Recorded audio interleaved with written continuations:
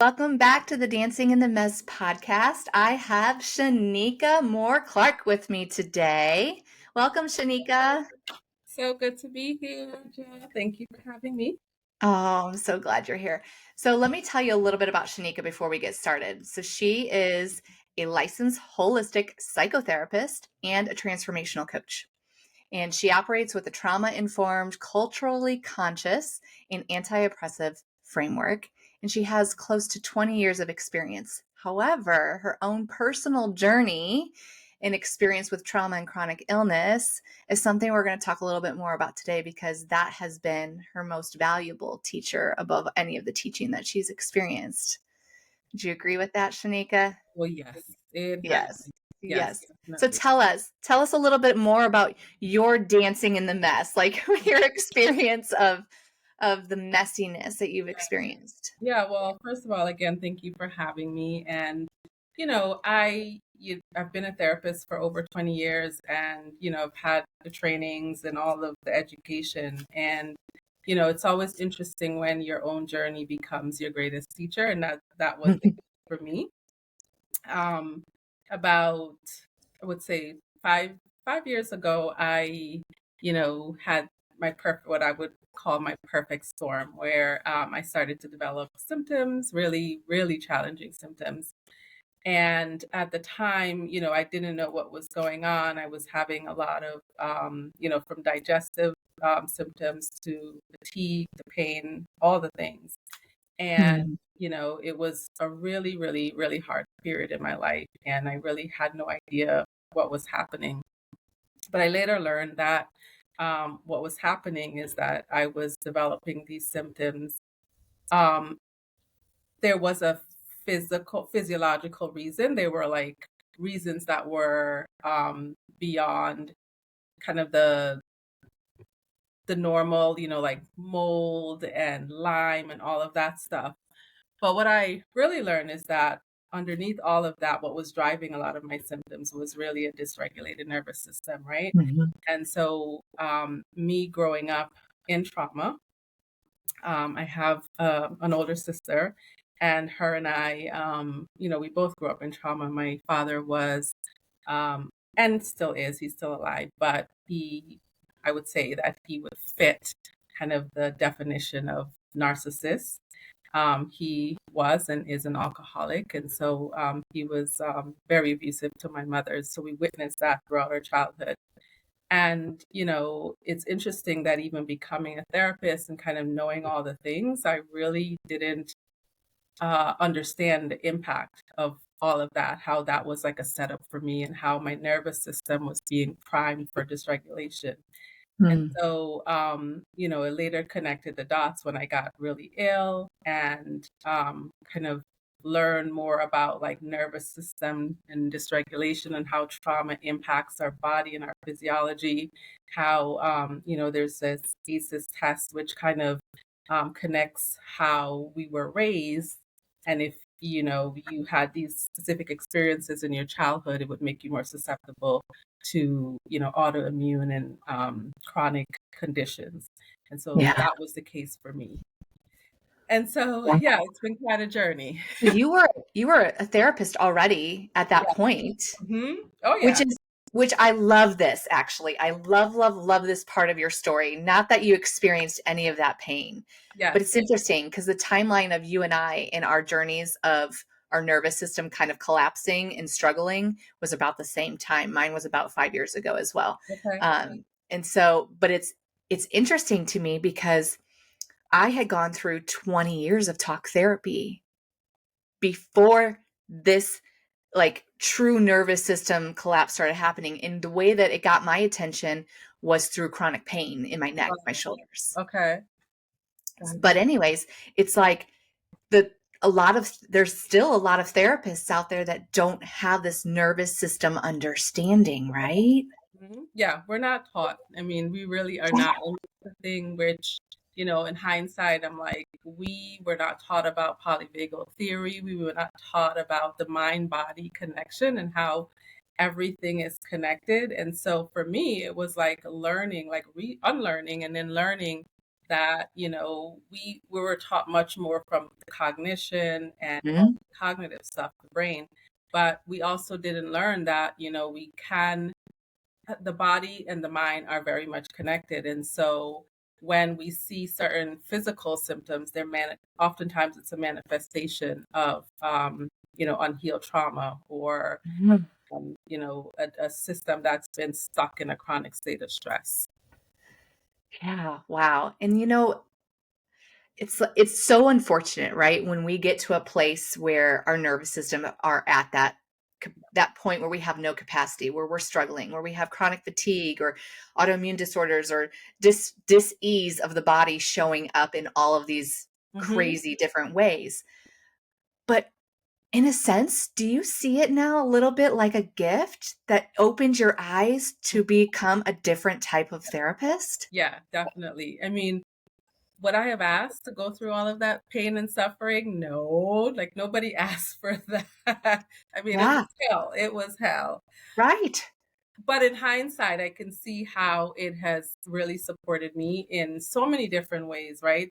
As a therapist, as a mom, as a wife, as a friend. I mean, it's all kind of transformed the way that I show up. And so for my clients, I definitely work with them very differently, And usually, like when clients are reaching out and I kind of tell them what my approach is, they're like, oh, well, I've been in therapy for years, but I never heard of that. Or, we never talked about the nervous system, or I've never heard about polyvagal theory, or like it's such like something new for them. And so there's also the Mhm, somatic piece, which also, I really leaned into a lot in my own journey and learning how to connect and tune to my body and learning how to connect with my vagus nerve and all of those things that were so helpful for me in my journey.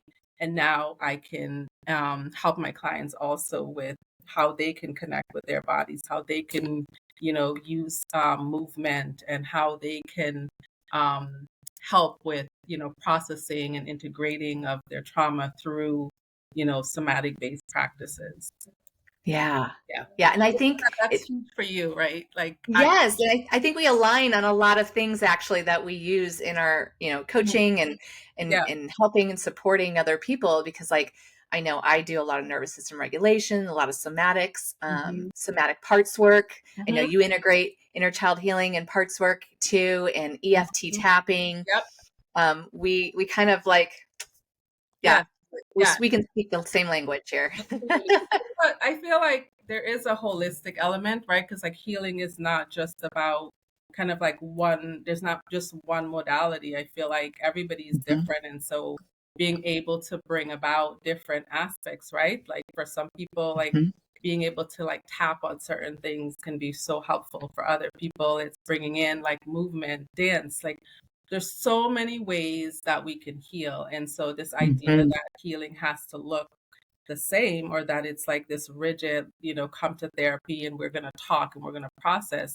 Like, yes, that can be helpful, but as you have experienced, that didn't do it for you, right? You needed It to didn't. incorporate other things, right? Yeah, and it's not that the therapists were bad, Right. it's just that they were limited in their approach. Mm-hmm. Yes. So, they would share their, what they had, their gifts and their talents, and they weren't bad or wrong. It's just my nervous system was a lot more sensitive and it needed so much more. I needed to really show my body Mm-hmm. safety Mm-hmm. because thinking my way back to safety was not an option for me. I could not think my way to peace. Mm-hmm. I Yeah. tried, and honestly, I felt like I was broken. I felt like I sucked because I couldn't get there, Right. because I was like, I'm trying. It's not a lack of trying. I'm Mhm. trying. Right. The effort is there, but yeah, yeah. Yeah. The body speaks. Our bodies it's not just a cognitive experience, and it's about like we express our emotions in our bodies.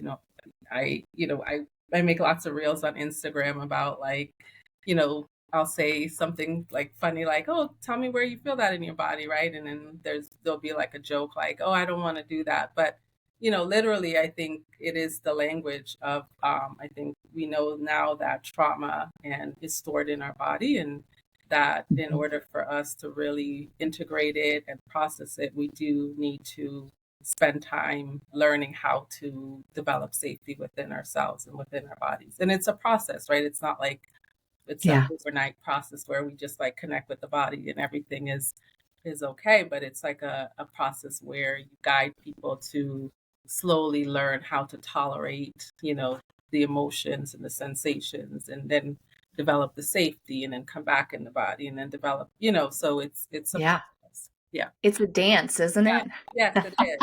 Yes. Like your name, dancing in the mess. It is. It's a dance. That's the way I like to look at it. It's like a step in, a step out. We step to the Mhm, left, we step to the right. We're exploring, we're mhm. discovering, and it's just one little step at a time. Though it's like trying to just jump off a cliff is too Right. much, right? Yeah. So it's like we're Absolutely. just creating that capacity and creating that, expanding that window of tolerance to be able to be present with, like you said, the emotions and the sensations. Yeah. Tell me about your own personal journey. I thank you for sharing the authenticity of like just the abuse that you've witnessed, the environment that you've been in, and I mean, I can't help but say like I'm sorry that you experienced that, right? Like I wouldn't want any human to Yeah. ever experience that. Because of those experiences, and as you came close to that knowing of like, my nervous system is not well, like I Mhm, am not doing well on a body level. mhm, Um, tell me what what factors do you think contributed to that within your own body, like within your own relationship to yourself? mhm. Yeah, I think I would definitely say that like I have a father wound, right? Mhm. And so like not having the safety of, like my caregivers, feeling that level of like I think I was always on hypervigilance. Like Mhm. as a kid, I just remember always like waiting for the shoe to drop, or waiting for like, oh, is this my dad's gonna come home drunk? Is he gonna start an argument? I had to like get involved sometimes in their arguments, and like wanting to protect my mom. And no kid should ever be in that kind of position. So, Right. I'm pretty sure that like I was in fight or flight for, and so going through life, and then I remember, like I I think there was a level of dissociation, right? So in order to Mhm. cope, I had to dissociate, and that's a survival strategy, right? It's not like Yeah. you did something wrong, but it was like that's what you have to do in order to cope. And as life continued, I thought that I was okay, right? Like I was living life, but I was from a very disembodied place. I don't think that I really understood what safety really felt like. Mhm. And then that led to like, like in my dating life, I would they weren't bad guys, but I would choose partners that were like emotionally available. I like tend to be more of the anxious attached, very codependent, Mhm. like accepting whatever, and like not wanting to give up on the relationships, and fighting. Do you see me? And I want you to validate me, and I want you to stay, and I want you to convince me that I am worthy and I'm worth it, right? All those things Yeah. that come with trauma, right? Like that I remember seeing someone said something like someone said something about trauma is like an element of it is trying to convince people that don't treat us well that we are deserving of being Mm. treated, right? So that was me, right? And so eventually I got married, and my husband, like great guy, and but in hindsight looking back, like he was much more of like the emotionally avoidant type. And Mm. so we always kind of struggled. Um and so like we did like go to therapy and things like that, but I think there was still that fundamental, I tended, whenever we were stressed, I would go back to my more of that anxious attached, and then him more of like the avoidant. And without going into all the details, we've since worked through a lot of that, and we're in a really, good place right now. But it definitely impacted all of those things. And I think that because of that, and because of like living in survival mode for most of my life, um, right before I got sick, I was a mom. I had I think my daughter was like almost 2 years when like I started to experience symptoms. I was like managing a practice. I was on the go. I was like just like trying to do it all, being the mom, being Grinding. in a practice, all the things in fight or flight, eating on the go, not having enough self care. So, I mean, it was like the perfect storm. There were all these factors, but I think ultimately is when you're in a chronic state of stress, these symptoms will develop. And for me, I think one of my biggest challenges was symptoms related to my digestion. And, Mm. the research does show that people that tend to struggle with that tend to have a trauma history. And so who knew? Like, I didn't know the connection, but now I know. And so Yeah. the good news is that, there are things that we can do to help our physiology, right? We can learn Yeah. how to, regulate. We can learn how to process some of that trauma, that stored trauma. We can learn how to target our vagus nerve, all the things that can help us in healing our bodies. Yeah. It's amazing. Thank you for sharing bits and pieces of your journey. I know that for you and for me, Mm-hmm. something that's been very big and valuable in our own healing journeys has been the reparenting process. Mm-hmm. And I know this is something you're super passionate about, Yeah. and so am I. And I know that oftentimes what I hear even in your own story is there, the coping Mm-hmm. strategies through the trauma Mm-hmm. and all of that caused you, like you said, to disassociate. And part of that means like we dismiss our Mm-hmm. own needs, we dismiss ourselves, we abandon ourselves, we betray ourselves. Mm-hmm. We genuinely get to a place where even at times we don't even like ourselves. Mm-hmm. Right? Like for me, I'll admit, like 5 years ago, when my nervous system was going through a mess, like a tremendous mess, was disgusted. I was disgusted with where I was at. I was disgusted with how I felt. Yes. Yeah. And Yeah. so, like, we turn against ourselves. And so, the reparenting process, too, for those of us who have endured some childhood trauma, too, can be really powerful. Let's talk more about that. Yeah. Yeah. I mean, I think when you think about, when I think about reparenting, for me, it means that, I become the loving and supportive parent that, I didn't have. And now into my inner child, right? And so, like, I think of my inner child as this, there are all these aspects of myself, right? It's my emotions, it's the younger parts, it's the sensations, it's the parts that get triggered.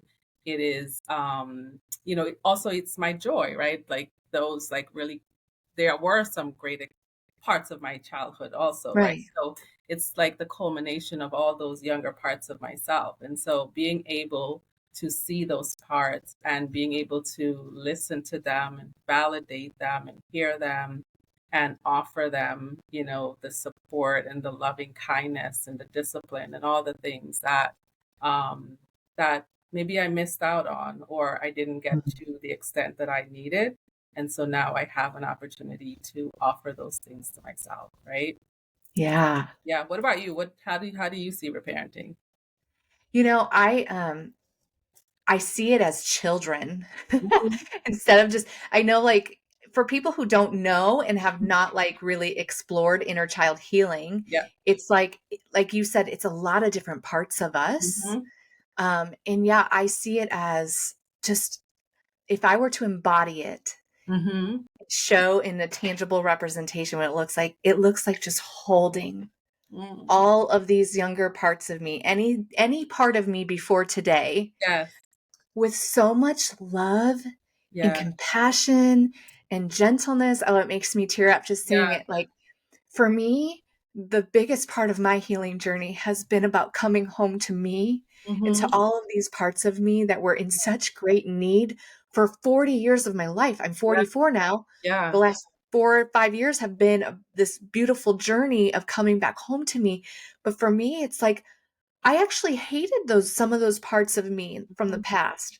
The Yeah, parts of me that hid, the parts of me that felt like they had to stay quiet, the parts of me that were getting hurt and yeah, people were dismissing it. yeah. Like, and the part of me that learned to stay silent and allow more pain and hurt through my adulthood, like going into my young adulthood, I allowed more to happen and I stayed quiet in the midst of it.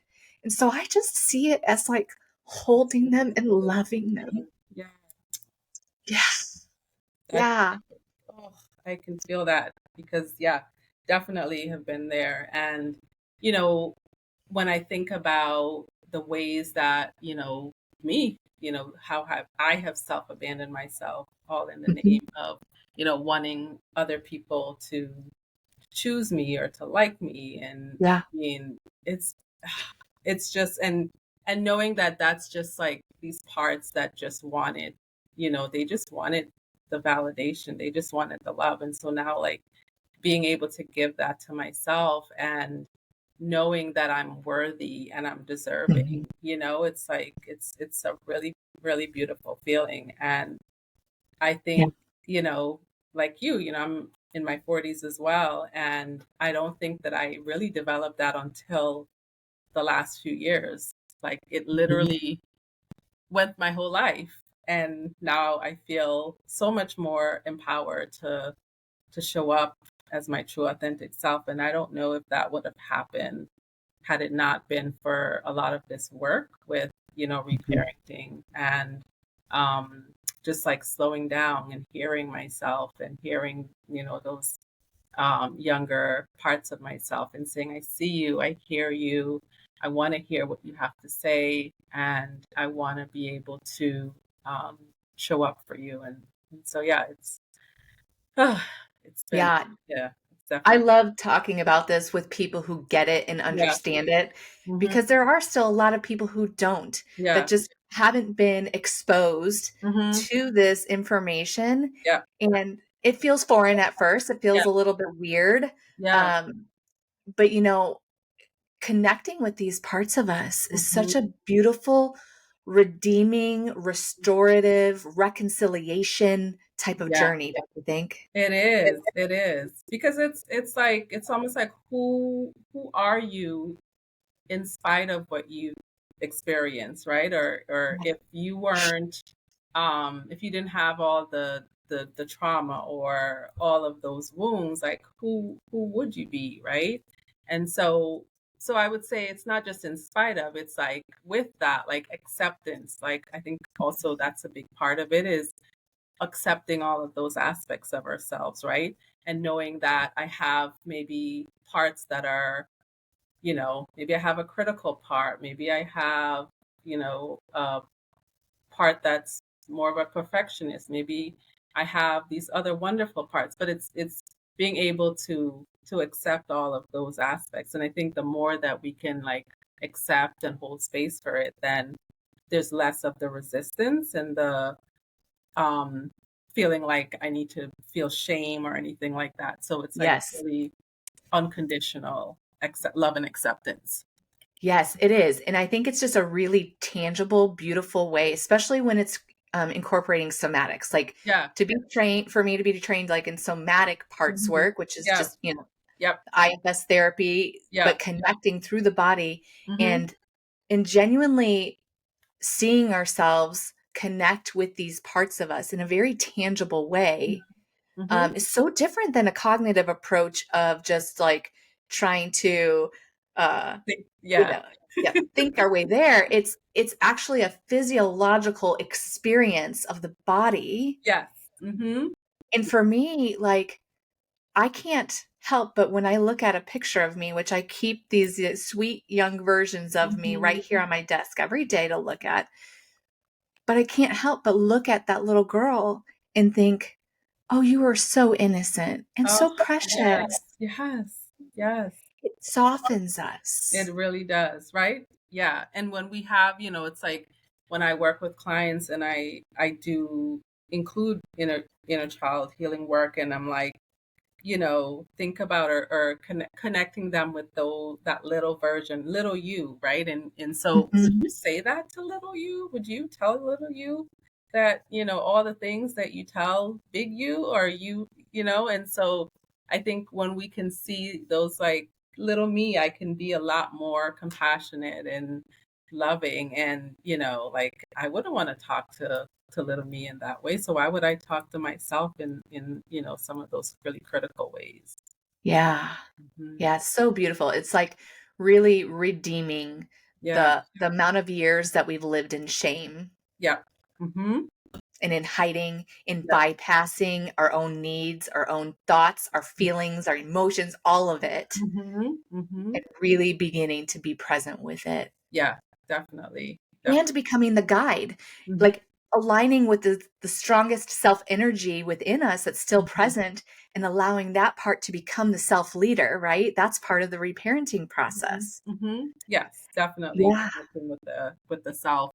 And I think it's like however you want to see it, right? Because like in IFS, there's like specifically, parts, they talk about the exiles and the manager and the Protect firefighter, the firefighter. Yeah. there's the self, and then, Mm. we have and those are these protective parts, right?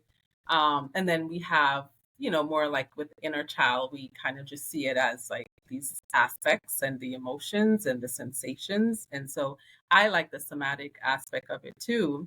And I don't know if I took this, it's a somatic parts course, and it was so good because it was so nice how we learn how to connect with the sensations of the parts. So it's not just, like you said, the cognitive aspect of it, Mhm. but like the body base and what's Yes. happening and how to integrate that, I think that's where I think that's like powerful work. Yes, totally. Hmm. Totally. And I know that today you're going to guide us a Yeah. little bit Yeah. through a little experience. Is there anything you wanted to say before we start that? Because I want to. Yeah, yeah.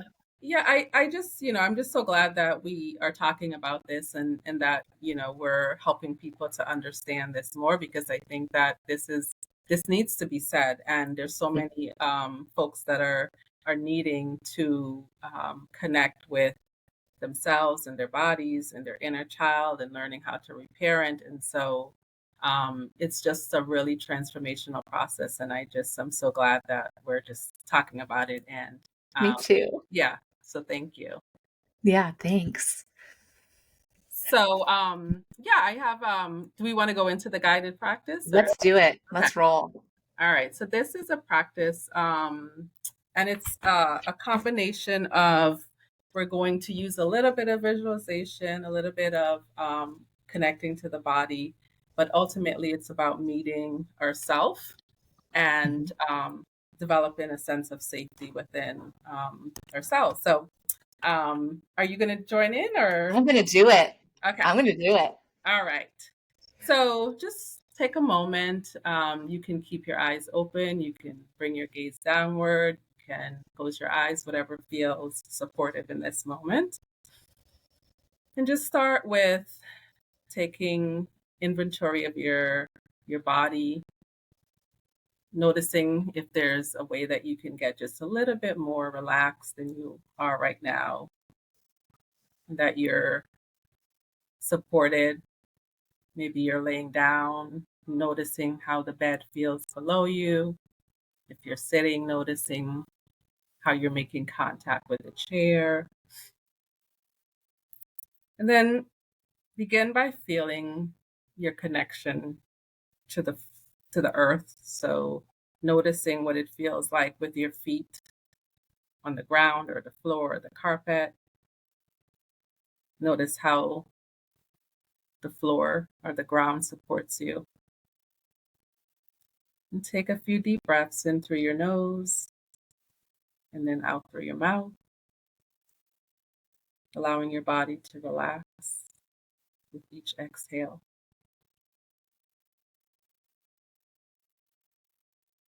Now we're going to begin by scanning the body, just bringing your awareness through the body from head to toe. Notice if there's any tension or discomfort, or if there's any sensations that arise. You're just bringing some curiosity. There's no judgment. And then start to breathe into those areas in your body, just acknowledging with curiosity by saying, hey, body, hey, sensation, I see you.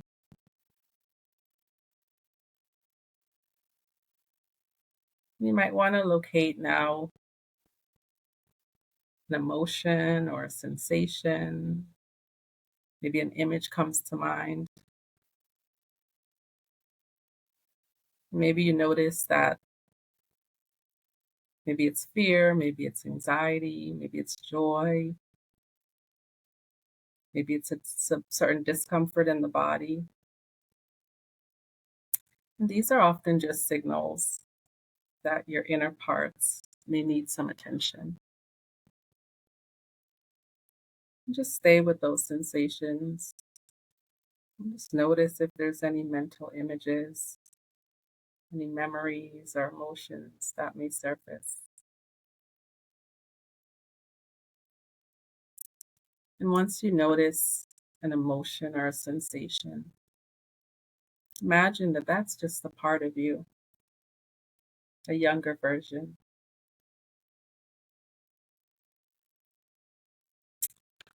And so you may have, maybe it's a scared part, maybe it's a critical parent part, maybe it's a scared child part. Just notice. And then where do you feel this part in your body? Do you notice any tightness in your chest? Maybe it's a sinking feeling in your stomach. Maybe there's contraction, maybe there's pressure. Just acknowledge these signals. They're just communicating to you. And now we want to connect with this part. We want to engage with some curiosity. And so maybe ask this part, what is it that you're feeling? What do you need? What does this part want to tell you? Just imagining yourself as a compassionate listener. Just be open to whatever responses arise, even if they don't make sense at first.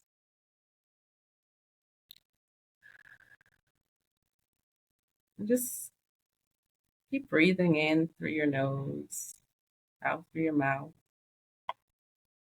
allowing the emotion to be present in your body without trying to push it away. Use your breath to create space around that sensation. As you continue to listen to the needs of this part. And now imagine yourself as a nurturing, wise, supportive parent figure who can provide those needs for that part. Maybe gently saying, I'm here for you, or you're safe now, or I got you, or I love you, whatever feels supportive. Then I'll invite you to maybe placing your hand on the area where you feel the sensation or the emotion with the most intensity, whether it's your heart or your stomach.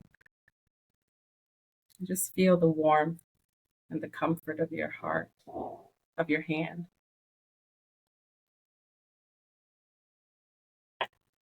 Just notice what that feels like.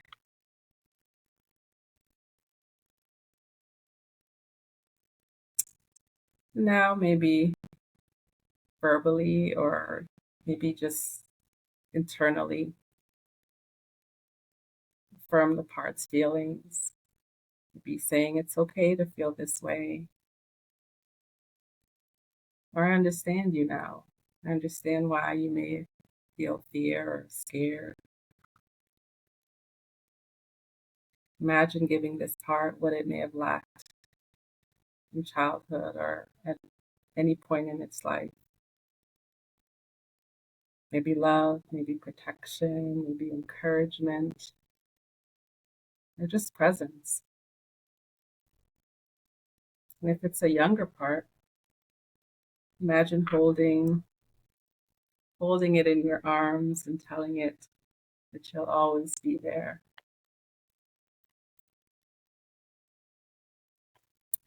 Now maybe asking the part, are you willing to trust me a little bit more?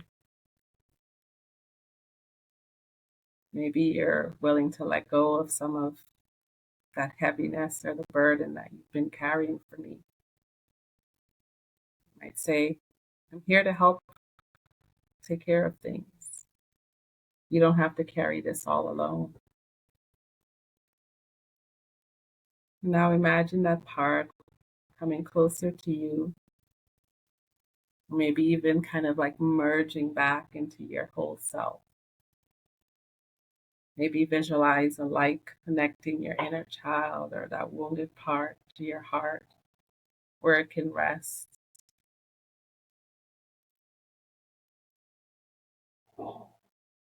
Stay here just for a moment, noticing what that feels like in your body.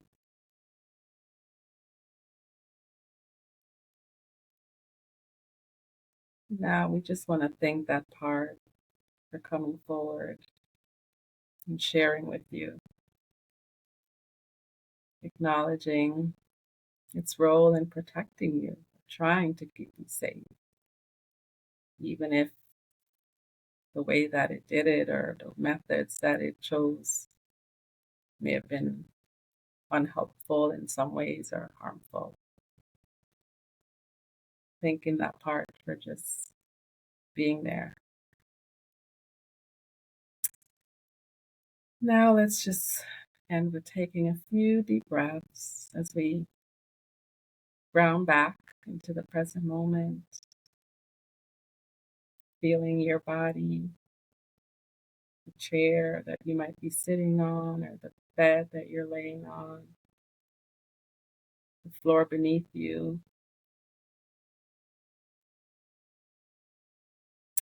Whenever you're ready, maybe taking a little bit of gazing around your environment, maybe turning gently to the left,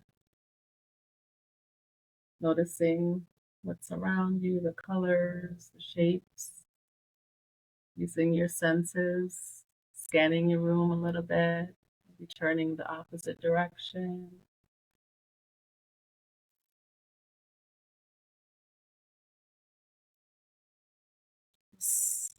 As you're back in the present, notice if there's been any shifts within you, within your energy, mood, or body.